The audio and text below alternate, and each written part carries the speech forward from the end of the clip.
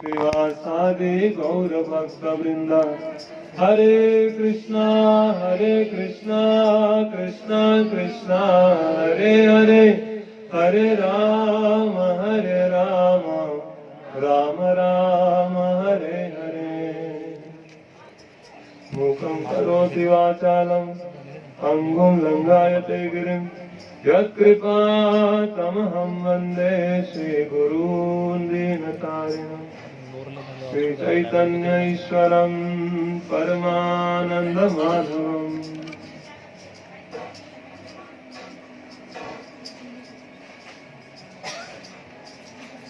हरे कृष्णा। আপনারা সবাই কি শোনা যাচ্ছে ভালো করে? হ্যাঁ, কেউ আছে যে এখানে ভালো করে শুনতে পাচ্ছে না? আমি বাংলা ভাষী নাই, ভালো করে বাংলা জানি না আমি বলতে, কিন্তু 2 বছর থেকে কলকাতায় আছি, প্রচারের জন্য একটু চেষ্টা করছি বাংলায় বলতে। কিছু ত্রুটি হয়ে গেলে আপনার চরণে আমার ক্ষমা যাচনা, আপনি ক্ষমা করবেন। আর আপনি মাঝখানে কিছু ত্রুটি হলে আমাকে বলতে পারেন যে এটা গলত, এটা ভালো না, এরকম বলুন, আমাকে ভালো লাগবে। হরে কৃষ্ণ। আপনি দেখবেন এই ভৌতিক জগতে যত লোকগুলো আছে সবাই টাকার কাছে অনেক প্রেম, টাকা দিয়ে অনেক প্রেম। যার কাছে ঠাকুরের জন্য প্রেম নাই, যার হৃদয়ে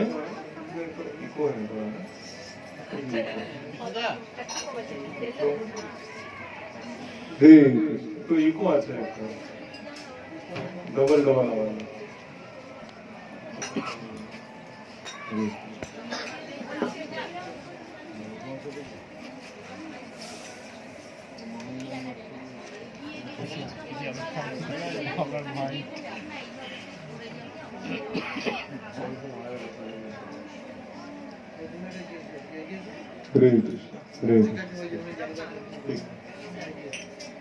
যার হৃদয়ে ঠাকুরের জন্য প্রেম থাকে না, ওর হৃদয়ে ভৌতিক জগতে অন্য অনেকগুলো জন্য প্রেম চলে আসে। এখন 1 ঘন্টার জন্য আপনার সবাই থেকে একটু নিবেদন আছে, সবাই চুপ করে আমার কথা শুনবে শুধু। হরে কৃষ্ণা। সবার এখানে ধ্যান আছে? হাত তুলে সবাই বলুন হরে কৃষ্ণা। এখনো কিছু লোক আছে হাত তুলছে না, আমি দেখতে পাচ্ছি এখান থেকে। সবাই হাত তুলে বলুন হরে কৃষ্ণা হরে কৃষ্ণা কৃষ্ণা কৃষ্ণা হরে হরে হরে রাম রাম রাম হরে হরে। তো আমি দেখবো যে 2টা লোক কথা বলছে, আমি কথা বন্ধ করে দেব, ওনাকে এখানে বসে কথা বলতে বলবো, ঠিক আছে? তারপরে আমার কি দরকার এখানে এখন আগে 1 ঘন্টা চুপ করে আপনি সব কিছু আর কিছু চিন্তা ভাবনা করবেন না, শুধু এখানে কান দিয়ে ভালো করে কথা শুনুন। আমি বলছিলাম যার হৃদয়ে ঠাকুরের প্রেম থাকে না, অনেকগুলো জন্য প্রেম চলে আসে হৃদয়ে। আর যা জিনিসকে প্রেম করে, যে লোক ওকে পাওয়ার জন্য অনেক প্রয়াস করে, অনেক হৃদয়তে অনেক দৃঢ়তা দিয়ে প্রয়াস করে, है ना? দেখুন আপনি দেখবেন অনেক লোক টাকাকে অনেক প্রেম করে, এই জন্য লোকরা অনেক যুক্তি লাগায়, পুরো দৃঢ়তা করে কি রকম বেশি টাকা কামাবো। হ্যাঁ, একবার একটা ডক্টর ছিল, নিজের ক্লিনিকের বাইরে এরকম একটা বোর্ড লাগিয়ে দিয়েছে, সব যতগুলো বিমারি আছে আমি ইলাজ করে দিব, আর শুধু 1000 টাকা ফিস আপনাকে লাগবে, আর যে আমি ইলাজ না করতে পারি আমি আপনাকে 500 টাকা দিব। এরকম পুরো একটু ভালো করে লিখে বাইরে লাগিয়ে দিয়েছে। একটা वकील ছিল, वकील क्या बोलते हैं, वकील একটা वकील ছিল, লয়ার। ও দেখেছে যে এরকম বোর্ড লাগিয়ে দিয়েছে, বলছে যে ডক্টর কত মূর্খ, এরকম কোন দিন হতে পারে যে সব ইলাজ করতে পারবে ও? ও ভিতর গিয়েছে, বলছে এখন গিয়ে ডক্টর থেকে আমি 500 টাকা নিয়ে আসবো। গিয়ে ডক্টরকে বলছে, ডক্টর সাহেব আমার জিহ্বা থেকে স্বাদ চলে গেছে, কি করবো, একটু ইলাজ করে দিন। তো ডক্টর সাহেব নিজের যে সেবক ছিল ওকে বলেছে, ওই যে 20 নম্বর যে বোতল আছে, বোতল দিয়ে একটা ওষুধ নিয়ে 1 বুন ওষুধ এর জিহ্বাতে ঢেলে দাও। তো 1 বুন ওষুধ নিয়ে ওর জিহ্বাতে ঢেলে দিয়েছে। তো জোর করে এটা তো পেট্রোল আছে। ডক্টর বলেছে দেখো স্বাদ চলে এসেছে, এখন 1000 টাকা দাও। তো ও গিয়েছে ওইখানে যে 500 টাকা নিয়ে আসবো, নিজের পকেট থেকে 1000 টাকা দিতে হয়েছে। 1 সপ্তাহ পার হয়ে গেছে, আবার ও বিচার করছে যে আমার 500 টাকা 1000 টাকা নিয়ে নিয়েছে, একটু গিয়ে আবার আমি একটু চেষ্টা করবো আজকে। 1 সপ্তাহ পরে আবার এসেছে, বলেছে ডক্টর সাহেব আমার মেমোরি চলে গেছে, আমার ইয়াদদাশটা চলে গেছে, কিছু ইয়াদ রাখতে পারছি না আমি, তো কি করবো, একটু ইলাজ করে দিন। তো ডক্টর বলেছে নিজের সেবককে ওই যে 20 নম্বর বোতলে যে আছে ওষুধ, এর জিহ্বাতে 1 বুন ঢেলে দাও।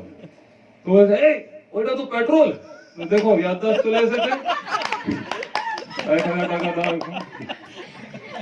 আমার একটু মূর্খ হয়ে গেছে, গিয়েছে ওইখানে 500 টাকা বেরোতে আর 1000 টাকা আবার দিতে হয়েছে। আবার এরকম 10 দিন চলে গেছে, আমার ওকে অনেক হৃদয়ে অনেক বেদনা হচ্ছে যে আমার নুকসান হয়ে গেছে 2000 টাকা। এবার গিয়ে আমি নিজের টাকা বসুল করে আসবো, এবার তো ফাইনালি আমি ওকে মূর্খ বানাবো। ওকিল আবার এসেছে, বলেছে ডক্টর সাহেব দৃষ্টি থেকে কিছু দেখতে পাচ্ছি না, কিছু ইলাজ আছে? ডক্টর বলেছে হ্যাঁ ঠিক আছে, এই বিমারির জন্য তো আমার কাছে কিছু ইলাজ নাই, দৃষ্টি কমজোর হয়ে গেছে, কিছু দেখতে পাচ্ছ না, ঠিক আছে। তো নিজের সেবককে বলেছে ঠিক আছে 500 টাকা দিয়ে দাও একে। তো ও সেবক থেকে নিয়ে 10 টাকার নোট দিয়েছে। ও বলছে 500 টাকা লেখা আছে বাইরে, আমি তুমি 10 টাকা দিচ্ছ, দৃষ্টি চলে এসেছে, চলো নিকালো 1000 টাকা। আপনি দেখবেন লোকে জীবনে টাকা কামাবার জন্য কত যুক্তি লাগায় লোকরা, হ্যাঁ না? সবাই পাগল, কিরকম আমি টাকা বেশি বেশি টাকা কামাবো, অনেক চেষ্টা করে লোকরা, আর হৃদয়ে অনেক দৃঢ়তা করে চেষ্টা করে লোক, কেন?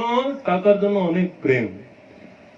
এরকম আপনি দেখবেন, দেখুন একটা ছেলে মেয়ের সঙ্গে প্রেমে সম্বন্ধে পড়ে যায়, তার মেয়েকে পাবার জন্য কত প্রয়াস করে, অনেক দৃঢ়তা নিয়ে প্রয়াস করে, বাড়িতে খাবার বন্ধ করে দিবে, বলবে আমি যে এখন ফাঁসি লাগিয়ে নিব ও মেয়ের সঙ্গে বিয়ে না করলে, অনেক প্রয়াস করে। ও মেয়ে এরকম করবে, বাড়ি থেকে পালিয়ে যাবে, অনেক কিছু হয়, আপনি তো শুনতেই থাকবেন এখানে।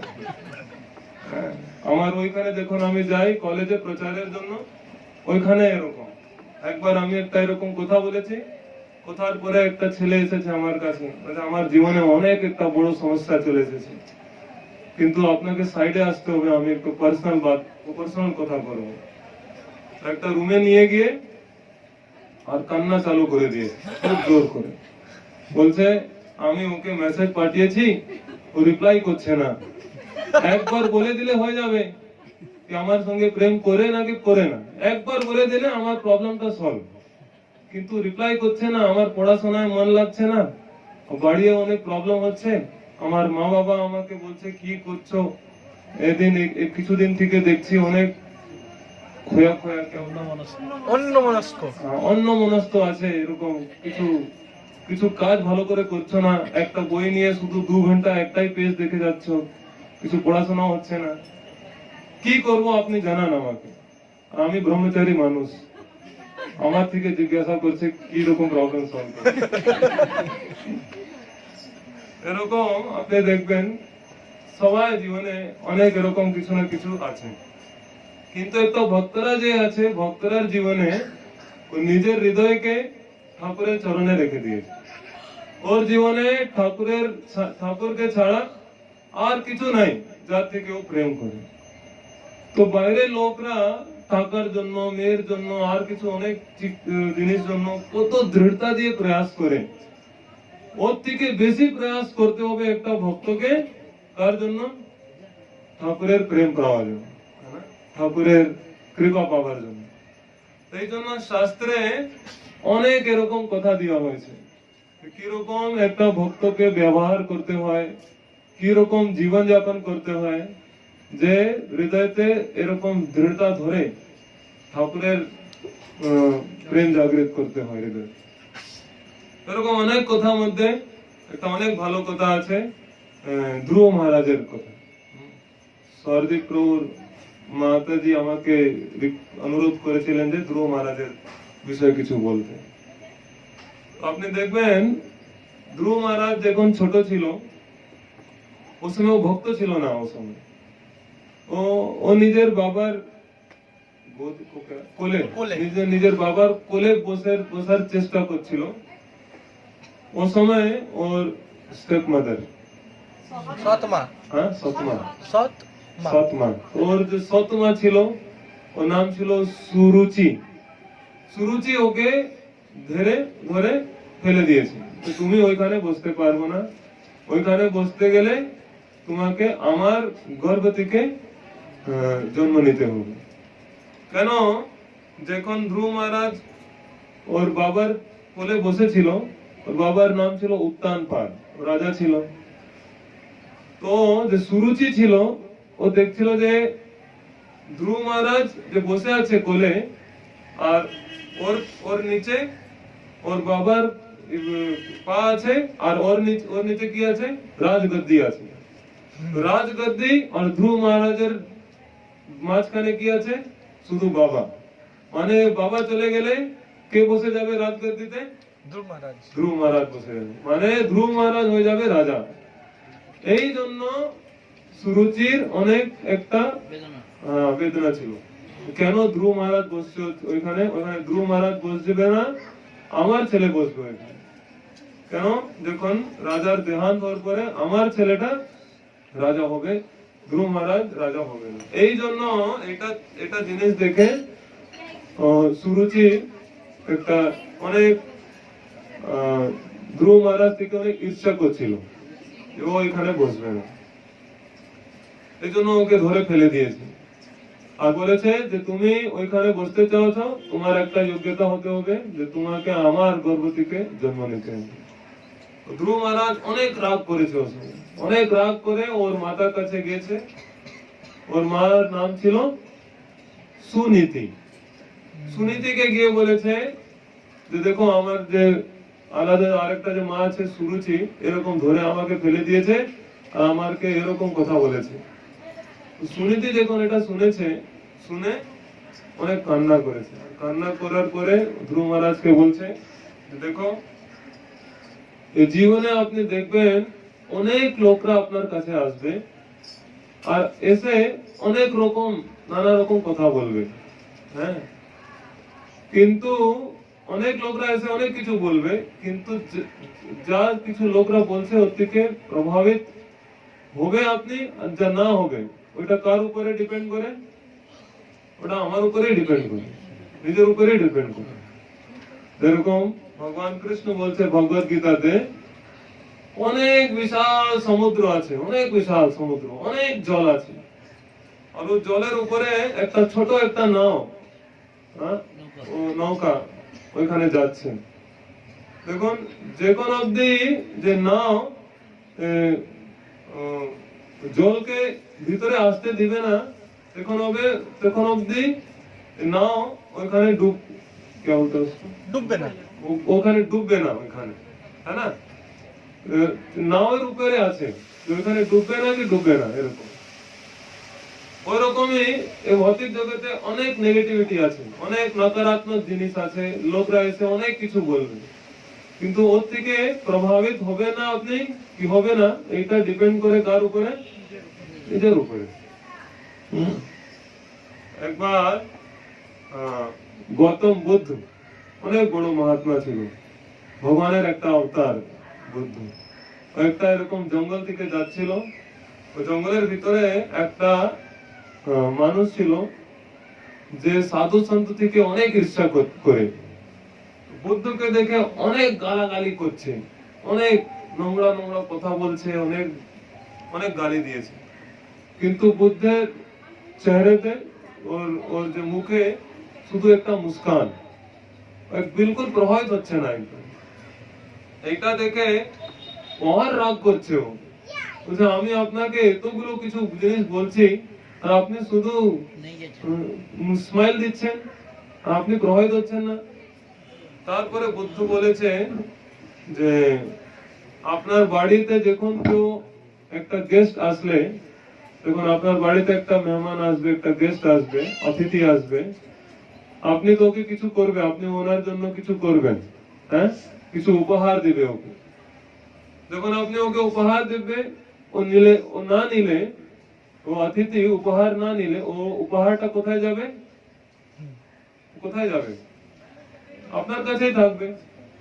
আপনি দিলেন, ও নিলে না, তারপরে আপনি রাখবেন আপনার কাছে। আমি তোমার বাড়িতে এসেছি এখানে, তুমি আমাকে গালাগালি করে আমাকে একটা উপহার দিচ্ছ, কিন্তু আমি নিচ্ছি না। আমি নিচ্ছি না, তো এটা কোথায় যাচ্ছে? তোমার কাছেই থাকছে। এই জন্য আমি প্রভাবিত হচ্ছি না। এরকম শাস্ত্রতে অনেকগুলো এরকম বর্ণন করা হয়েছে যে কিরকম লোকরা অনেক কিছু বলে। আমার যখন ছোট ছিল, একটা খুব ভালো একটা কথা ওখানে পড়াশোনা করেছিলাম। একবার একটা বাবা আর ওর ছেলে হাট থেকে একটা গাধাকে কে বলতে, হ্যাঁ, গাধা, একটা গাধা কিনে নিয়ে এসেছে হাট থেকে। ওটা গাধা কিনে বাবা আর ছেলে দোনো উপরে বসে গেছে আর যাচ্ছে। ওইখান থেকে দুটা লোক আসছে, বলছে দেখো কি রকম লোক, এত ছোট গাধা আর ওর উপরে দুটা লোক কিরকম বসে গেছে। গাধা এত ছোট, মানে দুটা লোকের বিলকুল একদম भी করুণা নাই, ওর হৃদয়ে একটু দয়া নাই, ওর উপরে এরকম বসে গেছে। এটা শুনে বাবা বলেছে ছেলেকে যে ঠিক আছে আমি নেমে যাচ্ছি, তুমি বসে থাকো। আবার যাচ্ছে, কিছুক্ষণ পরে আবার দুটা লোক আসছিল। ও বলছে দেখুন কিরকম ছেলে এটা, বাবা এত বুড়ো মানুষ ওকে এরকম নেমে দিয়েছে আর নিজে বসে আছে গাধা উপরে, এই বেশি বড় গাধা। তো ছেলেকে অনেক খারাপ লাগছে। ছেলে বলেছে ঠিক আছে আমি নেমে যাচ্ছি বাবা, আপনি বসে যান। ওর বাবা বসে গেছে। আবার কিছুক্ষণ পরে দুটা লোক আসছিল। ও বলছে এ দেখো কিরকম বাবা, নিজের ছোট একটা ছেলে আছে ওকে এরকম চালাচ্ছে আর নিজে গাধা উপরে বসে আছে, বিলকুল দয়া নাই ওর নিজের ছেলে জন্য। আবার বাবাকে খারাপ লাগছে, বলছে আমি বসছি তাও লোকরা পরেশান, ছেলেকে বসাচ্ছি তাও লোকরা বরদাস্ত করতে পারছে না, দুটা লোক বসছি তাও লোকরা বলছে ঠিক আছে আমিও নেমে যাচ্ছি। তো গাধা চলছে, মা বাবাও যাচ্ছে আর ছেলেও যাচ্ছে। আবার কিছুক্ষণ পরে দুটা লোক আসছে, বলছে দেখো কিরকম লোক আছে, এ তো ছোট গাধা, এ তো রোদ আছে আর ওর রোদে ছোট গাধাকে এরকম নিয়ে যাচ্ছে, বিলকুল দয়া নাই। ওরা গাধাকে নিয়ে ওর মাথা উপরে নিয়ে নিয়েছে। গাধা বলে ঠিক আছে তুমি আমার মাথায় চলে আসবে। লোকরা সব সময় কিছু না কিছু বলতেই থাকবে, সবার আলাদা আলাদা বিচার। সব সময় আপনি সবাইকে সন্তুষ্ট করতে পারবেন না কখনো। এই জন্য শাস্ত্রে দেওয়া হয়েছে জীবনে শুধু একটা মানুষ যার সন্তুষ্টির জন্য পুরো জীবনকে দিয়ে দিতে হয়। ও একটা মানুষকে কৃষ্ণ, সলমান খান, শাহরুখ খান, কে আপনি জানেন না? একটা মানুষ যার আদেশে পুরো জীবন দিতে হয়, ওটা কৃষ্ণ নাই, এটাও বলে দিচ্ছি। ওইটা হচ্ছে আমাদের গুরু মহারাজ। হ্যাঁ, এখন লোকরা অনেক অনেক মত, একটা লোক বলছে কৃষ্ণ এরকম বলেছে, একটা বলছে কৃষ্ণ এরকম বলেছে, আর দুটা লড়াই হচ্ছে বাইরে। এই জন্য গুরু মহারাজের আদেশ পালন করতে হয় জীবনে। শুধু একটা জিনিস যে মনে রাখতে হয় যে আমার গুরু মহারাজ কি চাইছে। হ্যাঁ, দেখুন একবার দেখুন যে রাম আছে, ভগবান রাম, আর ওর ভক্ত আছে কে? হনুমান। হনুমান সব সময় শুধু একটাই বিচার করে, সব সময় কি রকম আমি আমার ভগবানকে প্রসন্ন করব, কি রকম। You have spoken चुटकी 5 times, you know? चुटकी चुटकी 5 times. This red color 5 times, you know? No, they don't. So, সব সময় হনুমান এটাই বিচার করে কি রকম আমি আমার ভগবানকে সন্তুষ্ট করব। একদিন এরকম একটা ও সীতা মায়ের যে রুম ছিল, রুমের বাইরে থেকে যাচ্ছিল, যখন যাচ্ছে দেখছে ওইখানে সীতা বসে সিঙ্গার করছে, সিঙ্গার করার সময় মাথায় এরকম সিন্দুর লাগাচ্ছে। ওইটা দেখে হনুমান একটু কনফিউজ হয়ে গেছে, এসে দণ্ডবোধ করেছে, বলছে মা আমার একটা প্রশ্ন আছে, আপনি কি একটু উত্তর দিবেন? মা বলেছে হ্যাঁ বলো। বলছে যে মাথায় লাল রং এটা কেন লাগিয়ে নিয়েছে, কেন ও তো বানর জাতির এরকম হয় না, মাতাজিরা সিন্দুর লাগায়। তো এখন সীতা বিচার করছে একে কি বলবো, আমি কিরকম বুঝাবো, এটা তো মানুষের জিনিস, বানর কিরকম বুঝবে। তো ওকে শর্টকাটে তো বলে দিয়েছে যে এইটা ভগবান রামকে অনেক ভালো লাগে, অনেক প্রসন্ন হয় ভগবান রাম এটা দেখে, এই জন্য আমি করি। যখন হনুমান শুনেছে কি লাল রং দিয়ে ভগবান রাম অনেক প্রসন্ন হয়, এটা তো আমি কখনো জানছিলাম না, ঠিক আছে এখন আমাকে কিছু করতে হবে। দিয়ে একটু বড় একটা ড্রাম নিয়েছে, ড্রামের ভিতরে জল নিয়েছে, ওর ভিতরে লাল রং দিয়ে দিয়েছে, আর ভিতরে ঢুকে গেছে, আর বাইরে চলে এসেছে পুরো উপর থেকে নিচে পুরো লাল। এখন ভগবান বসে আছে, নিজের মন্ত্রীর সঙ্গে মন্ত্রণা করছে, আর হনুমান ও দূর থেকে নৃত্য করে করে চলে আসছে। তো যত অযোধ্যাবাসী ছিল সবাই হাসছে, খুব জোর করে হাসছে। এটা তো হাসবেই সবাই, একটা পুরো লাল কালার একটা মানুষ এখানে চলে আসবে, একটা আন্ডারওয়্যার পরে ডান্স করবে, সবাই তো হাসবে। সবাই অযোধ্যাবাসী হাসছিল, আর রাম বুঝতে পারছে না যে কে, পুরো একটা লাল রঙের একটা বল রকম উপর নিচে এরকম চলছে, নৃত্য করছে, আর ওর ভিতরে থেকে একটা পুঁছটাও বেরিয়ে আছে, কে আছে, সবাই হাসছে। এরকম নৃত্য করতে করতে যখন হনুমান কাছে এসেছে, রাম বলছে আরে হনুমান এ কি করে নিয়েছো? তো হনুমান বলছে প্রভু আপনি প্রসন্ন হলেন না? প্রসন্ন হওয়ার কি কথা আছে, তুমি জোকার বনে গেছে, এটা কেন এরকম করেছো? তারপরে হনুমান বলছে যে আমার তো যে সীতা মা ছিল লাল রং এরকম লাগাচ্ছিল, বলছিল যে আপনাকে লাল রং অনেক ভালো লাগে, আমি বিচার করলাম একটু লাল রং দিয়ে আপনি প্রসন্ন হয়ে যান, পুরো শরীরে লাল রং করে নিলে আপনি কত প্রসন্ন হবেন, এই জন্য আমি পুরো লাল করে চলে এসেছি। সবাই হাসছিল, কিন্তু ভগবান রামের চোখ থেকে জল পড়ে গেছে। ও বিচার করছে, সবাইকে বলছে দেখুন এটা হচ্ছে আমার ভক্ত। কেন? দেখুন সবাই ওর মজাক উড়াচ্ছে, সবাই ওর উপরে হাসছে। ও সময় ও কি বিচার করছে যে আমার প্রভুকে কি ভালো লাগে, পুরো দুনিয়া আমার উপরে হাসবে, পুরো দুনিয়া আমার কিচ্ছু বলতে থাকবে, আমি কার কিছু বিচার করব না, আমার জীবনে শুধু একটা উদ্দেশ্য কি প্রভুকে কি ভালো লাগে। আমার জোকার বানা প্রভুকে ভালো লাগবে, আমি জোকার বানিয়ে মাঝখানে সড়কে মাঝখানে দাঁড়িয়ে ডান্স করব, লোকরা হাসতে থাকবে, আমাকে কোনো চিন্তা নেই। এইটা জিনিস প্রভুকে ভালো লাগলে আমি ঠাকুরের জন্য এটাই করি। দেখুন আমি ভক্তি পথে এসেছিলাম, আমার ব্যাকগ্রাউন্ড ছিল আমি পাঞ্জাবি ফ্যামিলি থেকে, পাঞ্জাবি ফ্যামিলি ধুতি কুর্তা এসব কিছু কালচার নাই ওইখানে। যখন আমার প্রভু আমাকে বলেছে যে ধুতি কুর্তা পরতে হবে, আমাকে অনেক কষ্ট হচ্ছিল, অনেক লজ্জা পাচ্ছিল, আমি ধুতি কুর্তা পরে কিরকম বাইরে যাব, সবাই দেখবে আমাকে, আমি প্যান্ট শার্ট পরছিলাম ওর সময়, অনেক লজ্জা পাচ্ছিল, আমি কিরকম যাব বাইরে, সবাই এরকম উপর থেকে নিচে দেখে কি ধুতি কুর্তা পরে চলে এসেছে। ও সময় আমার যে শিক্ষা গুরু ছিল ও আমাকে এটা কথা বলেছে, হনুমানের কথা। এই কথা শোনার পরে আমার যত লজ্জাগুলো ছিল সব চলে গেছে। এখন আমি ধুতি কুর্তা পরে মাঝখানে সড়কে দাঁড়িয়ে নৃত্য করি হরে কৃষ্ণ মহামন্ত্র, কিন্তু আমি কখনো লজ্জা পাই না। হৃদয়ের মধ্যে শুধু একটাই বিচার থাকে, আমার গুরু মহারাজ প্রসন্ন হচ্ছে না কেন হচ্ছে না, বাস ওইটা একটা বিষয়। এরকমই যে সুরুচি ছিল, ও ধ্রুব মহারাজকে বলছে অনেক লোকরা তোমাকে এসে অনেক কিছু বলবে। আজকে সুনীতি বলছে ধ্রুব মহারাজকে, আজকে তোমার সপ্তমা কিছু বলছে, কালকে তোমার মিত্র কিছু বলবে, কালকে তোমার বাবা কিছু বলবে, কালকে অনেক কিছু লোকরা অনেক কিছু বলতে থাকবে, কিন্তু সবার কথা এরকম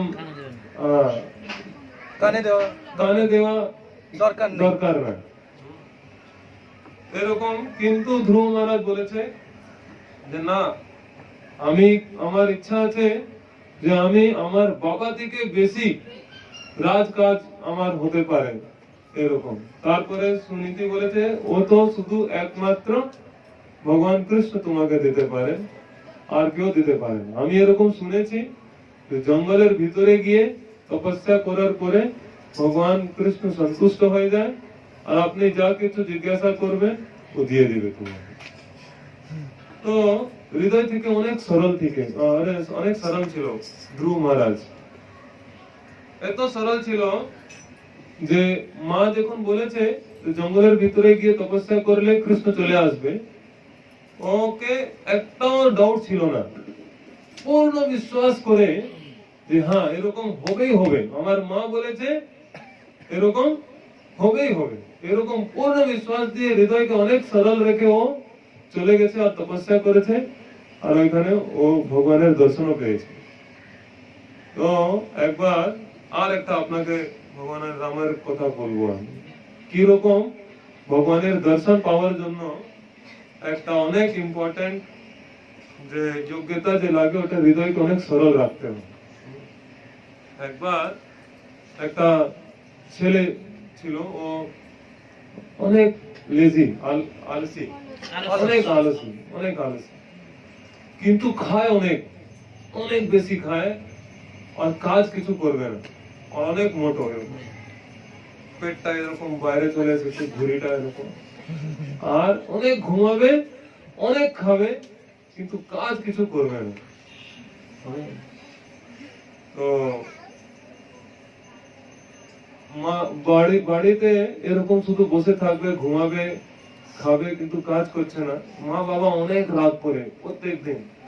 একদিন এত পরেশান হয়ে গেছে ওর থেকে, ওকে লাত জুতা মেরে বাইরে পাঠিয়ে দিয়েছে, ভাগ এখান থেকে, বাড়িয়ে থাকবি না, তুই কাজ কিছু করি না, একটু বাড়িয়ে থাক। তো ওকে বাড়ি থেকে পালিয়ে দিয়েছে। হ্যাঁ, এখন যখন ও বাইরে গেছে, কিছুক্ষণ পরে অনেক খিদে পাচ্ছে, কিছু খাবার জন্য নাই, কি করবে এখন, বাড়ি যেতে পারছে না, মা বাবা অনেক রাগ করছে, কিন্তু খিদে তো পাচ্ছে, কিছু তো খেতে হবে। তো নিজের যতগুলো মিত্র ছিল, ওর ফ্রেন্ড বন্ধুগুলো ছিল, ওরা এসে বলেছে এই পাশের গ্রামে একটা আশ্রম আছে, আমি শুনেছি ও আশ্রমে যে সাধু লোকদের থাকে অনেক খায়, কাজ টাজ কিছু করে না ওরা, কিন্তু অনেক খায়, জানি না কোথায় থেকে পায়, কিন্তু অনেক খায় ওরা। যাও এখানে, তুমি একটু রিকোয়েস্ট করলে তুমিও পেতে পারে, প্রসাদ খায় ওরা। হ্যাঁ, ও পালিয়ে গিয়েছে ওইখানে আশ্রমে, যে আশ্রমের যে প্রমুখ ছিল ওর পা বেড়ে গেছে, পা ধরে বলছে যে আমাকে এখানে রেখে নাও, আপনি যা বলবেন আমি করব। তো ও যে রাম ভক্ত ছিল, যতগুলো ছিল ওইখানে সবাই রামের ভক্ত। তো যে ও বলেছে তুমি এখানে থাকতে পারো, কিন্তু প্রত্যেক দিন তোমাকে ভগবান রামের নাম জপ করতে হবে। বলছে আপনি যা বলবেন আমি করব, কিন্তু শুধু আমাকে একটা জিনিস জানাও, আমি খাবার জন্য পাবো তো এখানে থাকলে। আপনি অনেক পাবেন, আপনি ওনার খাবার চিন্তা করবেন না, এখানে লুচি, পোলাও, মিষ্টি সব কিছু ভালো, যত চাইছেন আপনি পাবেন। এতে ছেলে ছিল হৃদয় থেকে অনেক সরল, খুব সরলতা ছিল। তো আশ্রমতে থাকতে চালু করে দিয়েছে। 8টার সময় ব্রেকফাস্টের সময় আছে,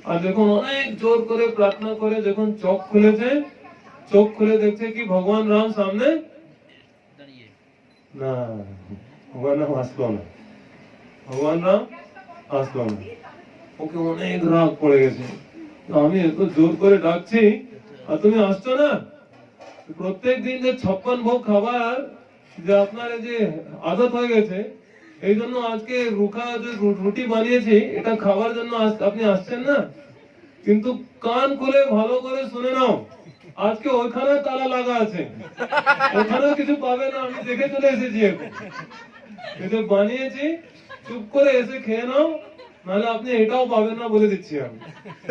তাড়াতাড়ি আসো, অনেক খেতে পাচ্ছি আমি। এটা যে ভগবান রাম যে শুনলেন, এত সরল হৃদয় থেকে এত বিশ্বাস দিয়ে যখন ডাকছিল, এখন ভগবান রাম আর বরদাস্ত করতে পারলো না, দৌড়িয়ে দৌড়িয়ে একদম চলে এসেছে। কিন্তু যখন আসছিল সীতা ধরে নিয়েছে পিছনে দিকে, কোথায় যাচ্ছেন? আমিও যাবো, চলুন আজকে খুব ভালো ফিস্ট, খুব প্রেম দিয়ে আমার একটা ভক্ত একটা ভালো রান্না হয়েছে, আপনিও চলুন। তো রাম চলে এসেছে, যেখানে দেখেছে রাম, ভগবান রামের যে দর্শন নিয়েছে ও পুরো মোহিত হয়ে গেছে। এত সুন্দর মানুষ জীবনে কখনো দেখলো না, আরো মুখ খুলে চোখ খুলে পুরো দেখে যাচ্ছে, এত সুন্দর মানুষ আমি কখনো দেখলাম না। তারপরে দেখছে কি ভগবান রামের পিছন থেকে সীতা বেরিয়েছে। যখন সীতাকে দেখেছে, ওর মুখটা অনেক ছোট হয়ে গেছে, উদাস হয়ে গেছে। সীতাকে দেখছে আর তারপরে প্লেটের কাছে দেখছে, আবার সীতাকে দেখছে আর প্লেটে দেখছে। তারপরে রামকে বলছে, একে কে নিয়ে এসেছেন আপনি? কোন? আমি তো শুধু আপনাকে ডাকছিলাম। রাম বলেছে, এ তো আমার পত্নী, ধর্ম পত্নী, আমি যেখানে যাব এর সঙ্গে আসবে। অনেক ওর মুখটা অনেক ছোট হয়ে গেছে পুরা। আর রাম এত সুন্দর লাগছিল, ওকে কিছু বলতে পারছিল না। ঠিক আছে, তারপরে খাও, আবার এসে গেছে তো আর কি করবো, খাও। তো বলে, যা রে ভাই, আজকে তো আমার একাদশী করতেই হবে, আর কিছু পাবো না আমি। ওদিন ওর একাদশী হয়ে গেছে। আর রাম আর সীতা ভালো করে পুরো শেষ করে যখন যাচ্ছিল, আবার পিছন থেকে আওয়াজ দিয়েছে, 1 মিনিট আগে থেকে নেক্সট টাইম একটু জলদি চলে আসবেন, অনেক লেট করে দিয়েছেন, এবার আমি অনেক জোর খেতে পাই, আমি বরদাস্ত করতে পারি না, একটু তাড়াতাড়ি চলে আসবেন। তো ঠাকুর বলছে, আপনি চিন্তা করবেন না, ভালো করে বানিয়ে রাখবেন, ডাকলেই আমি তুরন্ত চলে আসবো। চলে গেছে। 15 দিন খুব ভালো করে বিতেছে, ভালো করে খেয়েছে দিয়েছে, ভালো ঘুমিয়েছে। আবার 15 দিন পরে গুরু মহারাজের কাছে গিয়ে বলেছে, মহারাজ একটু সামগ্রী দিয়ে দিন, গিয়ে রান্না করতে হবে, আজকে আবার একাদশী। গুরু মহারাজ বলছে, ঠিক আছে দিয়ে দাও। তারপরে ছেলে বলছে, একটু বেশি করে দিবেন, ওখানে 2টা লোক আছে, রাম আর সীতা। গুরু মহারাজ বলছে, রাম আর সীতা কি বলছে? একচুয়ালি বেশি খায় না, অনেক বেশি খায়, ডাইরেক্টলি বলছে না, সিধা সিধি বলছে না, ঘুরিয়ে বলছে যে লোকরা বেশি আছে, একটু বেশি দাও। ঠিক আছে, একে দিয়ে দাও, অনেক খায়, দিয়ে দাও। তো 3 লোকের জন্য সামগ্রী নিয়ে গেছে। এবার আবার গিয়ে এখানে সাফ সাফাই করে ভালো করে রান্না করেছে। রান্না করে আবার চোখ বন্ধ করে ভগবান রামকে ডেকেছে খুব মন দিয়ে। এবার ভগবান রামও বিচার করছে, আমি তো যাচ্ছি, সীতাও যাবে, এবার আমি লক্ষণকে নিয়ে যাবো, না লক্ষণ না, রাম এসেছে, সীতা এসেছে, লক্ষণের সঙ্গে এসেছে। এ যখন চোখ খুলেছে, দেখছে লক্ষণ সামনে বোর্ড দাঁড়িয়ে আছে, অনেক রাগ করেছে। আবার রামকে বলছে, কি তোমার পুরো পরিবারের ঠেকা নিয়েছে কি আমি? যখন আসবেন আপনি সঙ্গে আরেকটাকে নিয়ে আসেন আপনি, এটা কি হচ্ছে এখানে? এটা কি ড্রামা? আগে থেকে বলতে হবে ভাই। এখন আপনি বললেন না, আমি 3 লোকের জন্য বানিয়েছি, আবার আজকে আমার উপবাস হয়ে গেছে। ঠিক আছে, এখন এসেছে, খাও।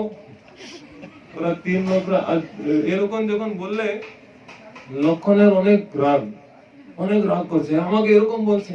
আবার রাম বলছে, একটু দাঁড়াও, ভালো ফিস্ট আছে, আপনি এটা খান, আপনার সব গুসা শান্ত হয়ে যাবে। তো 3 লোকরা বসে, সীতারাম লক্ষণ খুব ভালো করে ফিস্ট খেয়েছে। খাওয়ার পরে উঠে যাচ্ছে, এই যে লোক ছিল মুন্ডিটা নিচে করে অনেক উদাস রাগ করে বসে আছে, তিনটা পুরো শেষ করে যাচ্ছে। এখন যাচ্ছিল, আবার পিছন থেকে আওয়াজ দিয়েছে, 1 মিনিট, আমাকে এক্ষুনি বলে দিন আগেবার আপনি কত লোকরা আসবেন, আমি ওরকমই রান্না করবো, এক্ষুনি আপনি বলে দিন আমাকে। ভগবান রাম পিছনে মুড়ে একটা রহস্যময় মুস্কান দিয়ে অন্তর্ধান হয়ে গেছে। আবার বলেছে, দেখো কিছু বললো না, কিছু গড়বড় করবে আবার, কিছু আনসার দিল না, জবাব দিল না, শুধু একটা মুস্কান দিয়ে গিয়েছে, আবার খেলবে, ঠিক আছে আগেবার আমিও একটু কিছু করব। চলে গেছে। 15 দিন খুব ভালো করে খাওয়া দাওয়া করেছে। আবার 15 দিন পরে গুরু মহারাজের কাছে গিয়েছে, বলেছে মহারাজ এবার না একটু 10-15 লোকের জন্য দিন তো। ওইখানে ওর কিছু ভরসা নাই, অনেক লোকরা চলে আসে, পুরো পরিবার নিয়ে আসে একবার। এবার গুরু মহারাজ বলছে 3 লোকের খেতে পারবে, 10-15 লোকের তো খেতে পারবে না, কি করে এতগুলো জিনিস নিয়ে। তো যে আলাদা আরেকটা শিষ্য ছিল, ও গুরু মহারাজের কানে এসে বলছে, মহারাজ জানেন এটা সব জিনিস নিয়ে বাইরে গিয়ে এটা বিক্রি করে টাকা কামায়। গুরু মহারাজ হ্যাঁ ঠিক আছে, এবার পিছন থেকে গিয়ে আমি দেখবো কি করে এতগুলো সামগ্রী নিয়ে। বলছে ঠিক আছে, একে 15 জনের জন্য সামগ্রীটা দিয়ে দিন। ও 15 জনের জন্য নিয়ে গেছে, ওখানে ভালো কিছু সাফ সাফাই করে এখন রান্না করার আগে ও বসে গেছে। বলছে না এবার আমি রান্না করব না, আগে ডেকে নিব, কাউন্ট করে নেব কত লোক আছে, তারপরে রান্না করব। রাম ওইখানে অযোধ্যাতে সবাইকে বলে রেখেছিল, এবার ভরত শত্রুঘ্ন সবাইকে বলে রেখেছিল ভালো নিমন্ত্রণ আসবে, সব রেডি থাকবেন, আমরা গিয়ে ভালো ফিস্ট খাবো। সবাই রেডি ছিল একদম। এই যে ওর চোখ বন্ধ করে ডেকেছে, ভগবান রাম একটু চেষ্টাও করলো না চেক করার কি রান্না হয়েছে নাকি হয়েছে না। ও ডেকেছে আর সবাই ধম করে চলে এসেছে। এবার পুরো রাম দরবার, রাম সীতা লক্ষ্মণ ভরত শত্রুঘ্ন হনুমান সব চলে এসেছে। চোখ খুলে দেও, এবার চোখ খুলে মুস্কান দিয়েছে, হ্যাঁ আমি জানছিল এবার কিছু খেলবে না। নিয়ে এসেছেন সবাইকে, ঠিক আছে এই আছে আটা, এ দেখুন চাল, এ দেখুন ডাল, চলো রান্না করো, চলো চুপ করে রান্না করো, প্রত্যেক সময় আমি রান্না করি, শুধু খেয়ে দিয়ে পালিয়ে যান, সবাই করো এখন, আমি বানাবো সবাই খাবে, চলো রান্না করো। তো লক্ষ্মণ শত্রুঘ্ন ভরত সবাই পিছনে দেখে রামকে দেখছে, ভাই আপনি তো বলেছিলেন ভালো ফিস্ট হবে, এটা তো কিছু আর হয়ে গেছে, এটা বলছে আমাকে রান্না করতে হবে। তো ভগবান রাম অনেক মুস্কান দিয়েছে, বলতে দেখো কত সরল, ওর হৃদয় কত সরল, একটু দেখুন, চলো আজকে একটু রান্না করি সবাই মিলিয়ে। তো সবাইকে একটু কিছু কিছু সেবা দেওয়া হয়েছে। হনুমানকে সেবা দেওয়া হয়েছে, তুমি সব জায়গা পরিষ্কার করো। ওর পুঁছ দিয়ে ঝাড়ু লাগাচ্ছে আর হাত দিয়ে পোছা লাগাচ্ছে, দুটা কাজ একসঙ্গে হয়ে যাচ্ছে। ভরত গিয়েছে ভিতরে জঙ্গলে কাঠ আনতে, শত্রুঘ্ন বসে সবজি কাটছে, তরকারি কাটছে, মা সীতা পুরো রসোই দেখছে। এই যে ছেলে ছিল আবার মুখটা ছোট করে এরকম নিচে করে বসে আছে কোনাতে। আবার রাম ওকে বলছে, আরে সবাই কিছু কিছু সেবা করছে, তুমিও কিছু করো, আও এখানে কিছু সেবা করো। বলছে আর কি সেবা করবো আমি। পিছনে ঘুরে দেখুন, যত ঋষি মুনি যত ভক্তরা ছিল, যে কোনো শুনেছে যে সীতা রান্না করছে, সবাই পালিয়ে পালিয়ে এসে গেছে খেতে জন্য। আমি কি পাবো খাক, কি খাবো আজকে, আবার আমার উপবাস হয়ে গেছে আজকে। এবার 3 বার হয়ে গেছে এরকমই। অনেক রাগ করছিল। এইটা সবকিছু ও পেট থেকে বৃক্ষ থেকে পিছনে থেকে ওর গুরু মহারাজ দেখছিল, কিন্তু গুরু মহারাজকে রাম সীতা লক্ষ্মণ কেউ দেখতে পাচ্ছে না, কাউকে দেখতে পাচ্ছে না। ও দেখতে শুধু আমার এই যে ছেলে আছে, শুধু কথা বলছে কার সঙ্গে, ও দৃষ্টি দেখতে পাচ্ছে না কাউকে। ও বেরিয়ে চলে এসেছে, বলছে আরে কার সঙ্গে কথা বলছো, পাগল হয়ে গেছো কি করছো তুমি এখানে বসে। তারপরে ও বলছে আপনি দেখতে পাচ্ছেন না, এখানে রাম আছে, সীতা আছে, লক্ষ্মণ আছে, হনুমান আছে, সব তো আছে এখানে, আমি ওর সঙ্গে কথা বলছি। বলছে না আমি তো কাউকে দেখতে পাচ্ছি না। তারপরে আবার ছেলে মুস্কান দিয়ে রাম কাছে দেখছে, আচ্ছা এটা নতুন খেল, এখন আবার আমাকে ফাঁসাবার জন্য এখন অদৃশ্য হয়ে গেছে, তুরন্ত একে দর্শন দাও, নালে আমাকে কিছু এরকম ভালো চিন্তা ভাবনা করবে না আমার এরকম। তো রাম অনেক মুস্কান দিচ্ছে, কত সিম্পল, কত সরল ছেলে। বলছে তোমার গুরুর হৃদয় অনেক জটিল, আমি ওকে এখন দর্শন দিতে পারবো না, হৃদয় একটু সরল নাই। তো বলছে হ্যাঁ, গুরু মহারাজকে দেখে বলছে, ভগবান বলছে আপনার হৃদয় সরল নাই, আপনার হৃদয় জটিল, এই জন্য দর্শন পাচ্ছেন না। ওই তো সরল ছিল, গুরু মহারাজকে এরকম বলে দিয়েছে আপনার হৃদয় অনেক জটিল। এটা শুনে গুরু মহারাজের চোখ থেকে জল বেরিয়ে গেছে, এটা তো সত্যি কথা, আপনি যা বলছেন আমার হৃদয় তো সরল নাই, আমার হৃদয় অনেক জটিল। এরকম আপনি দেখবেন এটা কথা দিয়ে যে ঠাকুরের দর্শন পাওয়া, সবার এখানে ধ্যান আছে, আমি তো এখানে আছি, সবাই তো আর কোথায় দেখছি, সবাই এখানে দেখছে, কথা ভালো লেগেছে, যা যা লোক একটা কথা বুঝেছে সবাই তালি বাজাও জোর করে। ঠাকুরের সামনে বসে সবসময় তালি বাজাতে থাকবে, হ্যাঁ কেন? আপনার যত অমঙ্গল রেখা আছে সব মঙ্গল হয়ে যাবে, সব শুভ হয়ে যাবে। এখন ছোট ছেলেটাও বাজাচ্ছে,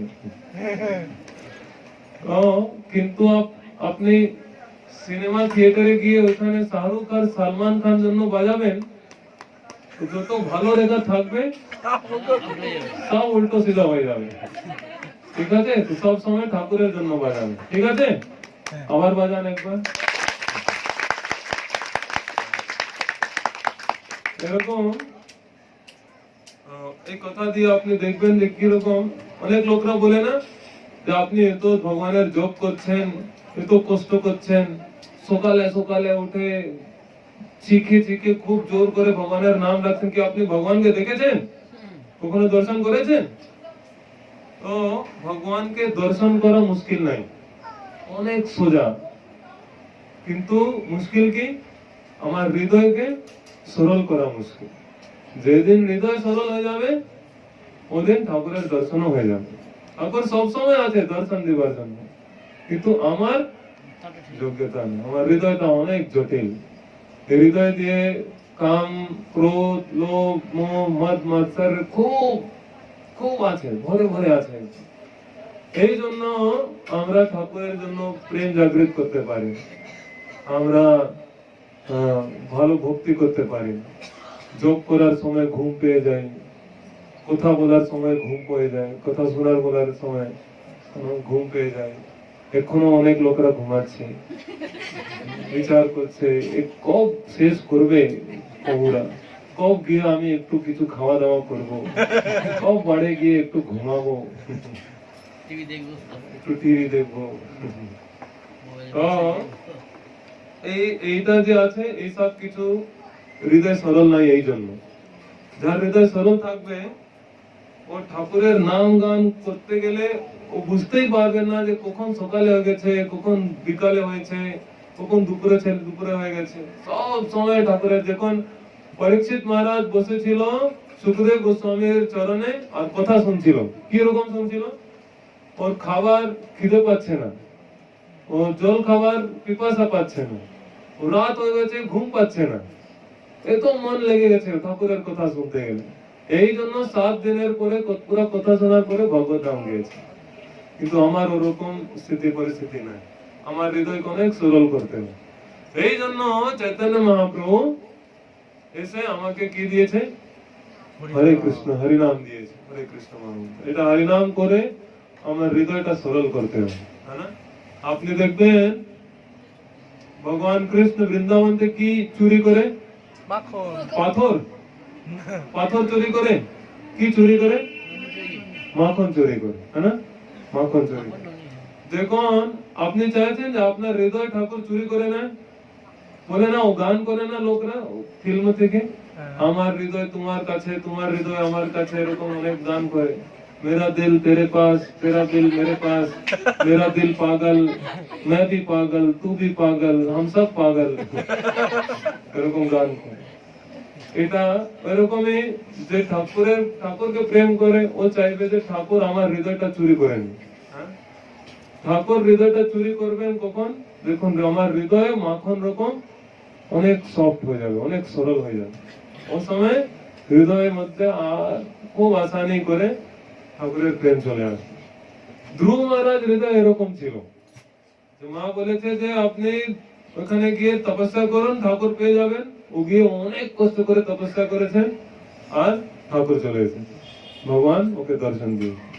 কিন্তু যখন যাচ্ছিল জঙ্গলে তপস্যা করতে গেলে মাঝখানে নারদ মুনি এসেছে। ওই নারদ মুনি এসে বলছে, আরে আপনি এত ছোট ছেলে, আপনি জানেন ভিতরে কি আছে? জঙ্গলের ভিতরে অনেক বড় বড় বাঘ আছে, অনেক ভেড়িয়া, অনেক কিছু আছে, জানোয়াররা, সাপ আছে, এসে আপনাকে নষ্ট করে দেবে, আপনাকে কেটে দেবে, আপনাকে মেরে দিবে। আপনি পালিয়ে যান এখান থেকে, এটা করবেন না, আপনি করতে পারবেন না।